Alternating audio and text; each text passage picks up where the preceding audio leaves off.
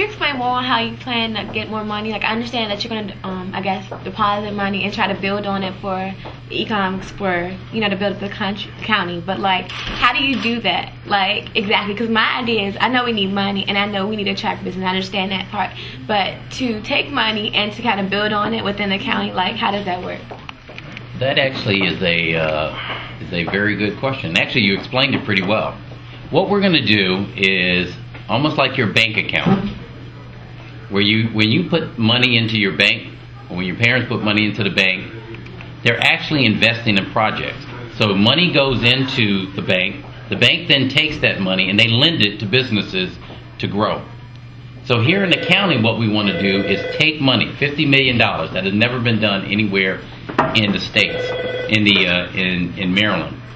And we're going to take it and we're going to invest in a business. So if you came to the county and you said, I want to open up, what kind of business would you like to have? A Yes Organic Market. Yes Organic Market, very good one. Is one that we would actually invest in. A Yes Organic Market. We want to bring one to the county. So in fact, in Hyattsville, we're going to get one. But we would go to you and say, we think that'd be great for the county. So we're going to help you. You have some money. We're going to give you some more money so that you will come to Prince George's County rather than going to D.C. where they have one. Because we know that if you come here and open a business up, we're gonna hope that you hire people, students here. So you have your classmates here, and you say, you know what? I think they're a good worker right here. It's a good worker. I'm gonna hire them and give them jobs. They get jobs, pay taxes in Prince George's County, which then takes that revenue and puts it back into the county's coffers. And then we use that money for education. So just imagine multiplying that by millions of businesses in the county. And then we pick large ones. Let's say like a Garter Space Center in Greenbelt, which employs thousands of people. So we invest in that, where that's thousands of people who are paying taxes into our system. And so we use that money to grow on the long term for the county. If something were to happen to you, who would take your spot? But my understanding, if something happened to me, then the council, the 9 members of the council, would get together and they would decide who the county executive is until the next election. What are your views on violence, I guess? It is a, not only is that a good question, it's a very timely question. One of the things that when I came in as county executive is that if you have been paying attention or looking at the newspapers, we had the most violent month in January. We had 16 homicides, 16 murders in 16 days. Most of those were young people, not much older than you are. So as a new county executive with a new police chief, and not having actually dealt with these incidents before, the question became, not only what are my views on violence, what do I do about it? How do I stop it? And it's if you think about it, just think you're me, for instance. Let me ask you that. You're county executive. Your first month in office, while you're trying to put together your government, you got your friends here, you got your friends that you have, and you say, I want them to come in and help you. So the first day you're in office, 16 young people are killed in your county. What's the first thing you do? I guess I would get the whole story. You would get the whole story. Who would you get the whole story from? I guess the police or... Okay, you go to the police, they give you the whole story of what's happening, what they think is causing it. Is there anybody else you would talk to? The people. The people. Which people? The community. The community.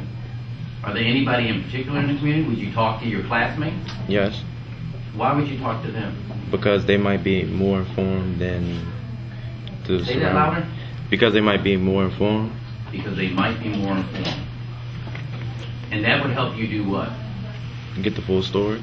Get the full story. And if you had the full story, you could do what then? You could then act on it in the right and appropriate way.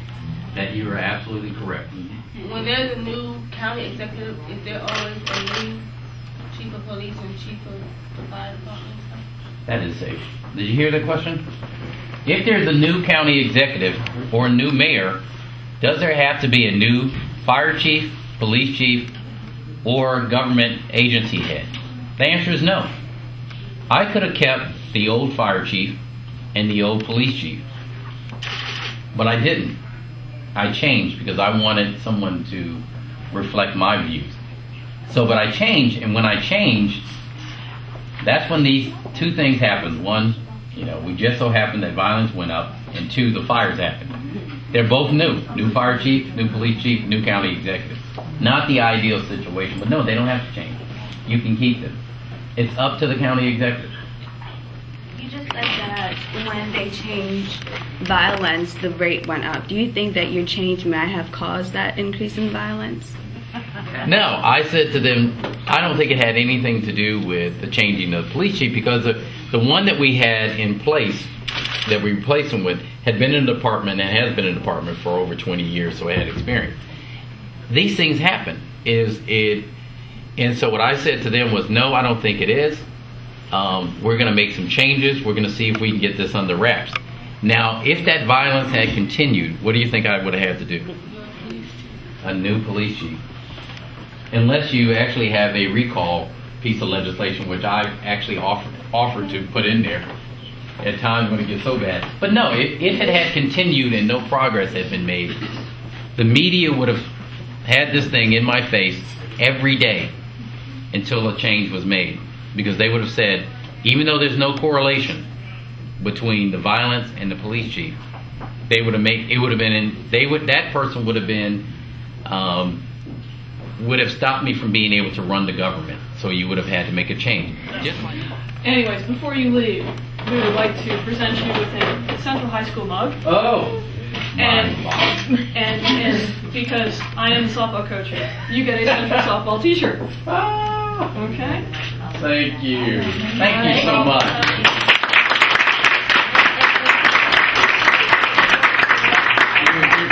That I had the color. See, I color coordinated. Color coordinated. Oh, good job. One more, guys. Gotta go on 1, 2. Awesome. Thank you.